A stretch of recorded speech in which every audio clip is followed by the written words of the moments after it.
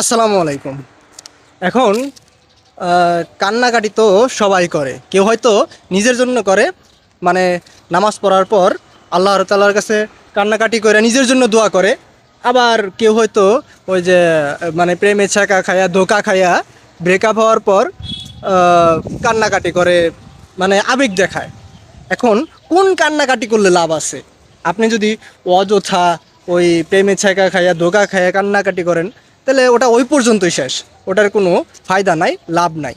কিন্তু আপনি যদি মানে অনুতপ্ত হয়ে, মানে আপনি গুনাহগার একজন মানুষ, অনুতপ্ত হয়ে যদি আল্লাহ তাআলার কাছে কান্নাকাটি করে মুনাজাত করেন, তাহলে নিঃসন্দেহে আল্লাহ তাআলা আপনার এই কান্নাকাটি ফেলবেন না হয়তো। আর আপনি যে মেয়েটার জন্য কান্নাকাটি করতেছেন, সে মেয়েটা আপনাকে পাত্তা দিতেছে না, কোনো লাভ হইতেছে না। আল্লাহ তাআলার জন্য কান্নাকাটি করেন, আল্লাহ তাআলার কাছে কান্নাকাটি করেন, এতে করে লাভ হবে ইনশাল্লাহ। আসসালামু আলাইকুম।